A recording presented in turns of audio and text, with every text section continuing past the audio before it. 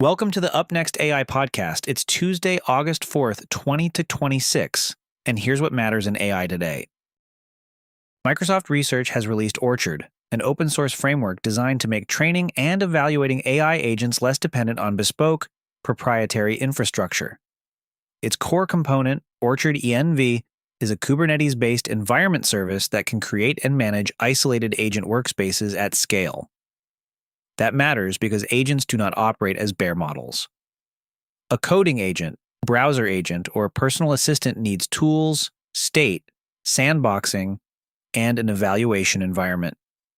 Microsoft's pitch is that researchers should be able to reuse that underlying layer across task types, rather than rebuilding it for every new project. The release includes training recipes for software engineering, browser navigation, and personal assistant workflows, plus associated training data and evaluation methods. Microsoft says its roughly 3 billion active parameter Orchard SWE model reached 69.7% on SWE Bench Verified, a benchmark of real software engineering tasks. With value model re-ranking, it reached 73%. The company says that approaches frontier systems using models more than 10 times larger. The broader signal is that the environment layer is becoming a competitive part of agent development. Better scaffolding, reusable experience, and training inside the same harness used in deployment may matter as much as another increment in base model scale. That brings us from agent infrastructure to a high-profile dispute over people and information moving between major technology companies. OpenAI has published a detailed response to Apple's lawsuit, calling Apple's claims baseless and releasing messages and email correspondence to support its account. OpenAI says Apple's outside counsel initially emailed the wrong person after confusing two names, and that a claimed conversation with OpenAI's general counsel did not occur. The company also disputes Apple's allegations involving former Apple employees Chang Liu and Tang Tan. According to OpenAI, Apple employees contacted Liu after he left and asked for help locating files and information. OpenAI says it does not have and does not want Apple trade secrets and argues that Apple's request for a preliminary injunction is unnecessary. Apple's lawsuit makes allegations that OpenAI rejects, so the public exchange is not a resolution of the case. But it does show both sides are now litigating part of the dispute in public through competing accounts and released correspondence. For the research note, a paper posted yesterday proposes CTRAG, a retrieval-augmented framework for automated compliance checking with language models. The idea is simple. Rather than asking a model to make a compliance judgment from general knowledge alone, retrieve the relevant regulatory text and company documents, then put that context in the prompt.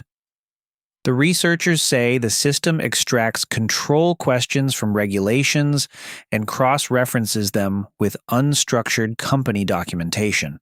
It also uses adaptive document chunking and dynamic retrieval settings, including cases where compliance depends on third-party providers such as cloud vendors. In a proof-of-concept deployment at a Big Four professional services firm, the paper reports a 78% F1 score, which balances precision and recall, and 85% recall, meaning it identified most non-compliance cases in its evaluation. Those are the author's reported results, not a broad guarantee across sectors or standards. The takeaway: for regulated workflows, the useful question is not whether an LLM can issue a judgment on its own. It is whether that judgment can be grounded in the documents and rules a reviewer needs to inspect. Are you building apps with voice? Elevate your app's voice capabilities with 11 Labs. Their API is a game changer for embedding dynamic, responsive voice interactions in your applications, providing unprecedented realism, flexibility, and latency. In fact, you're listening to one of their voices right now. If you are a developer looking to elevate user experience with natural voice interfaces, this is your solution. Visit upnext.fm/11 to check out their latest offerings. The Financial Times reports that private credit, chip leases, and data center guarantees are underpinning a financing structure tied to Google and Anthropic, which the paper describes as a $200 billion Wall Street finance machine. The shift is that AI infrastructure spending is increasingly being financed through structures beyond a straightforward corporate capital budget. Interconnects has launched a free artifacts hub and adoption dashboard for tracking the open model ecosystem. The hub covers 792 models released over the past 2 years and combines model, inference use, and adoption indicators, while the dashboard tracks downloads and derivative models by geography and organization. TechCrunch reports that cybersecurity company Horizon 3 raised a $250 million Series E at a $2 billion valuation. Its focus is continuous AI-powered security validation, reflecting demand for security testing that runs more often than a traditional annual penetration test. Before we wrap up, a quick note. This podcast is generated with the assistance of AI and is intended for informational purposes only. All referenced articles, research, and commentary remain the property of their original authors and publishers. If you enjoyed this episode, don't forget to subscribe, rate, and leave us a review. And that's your briefing for today.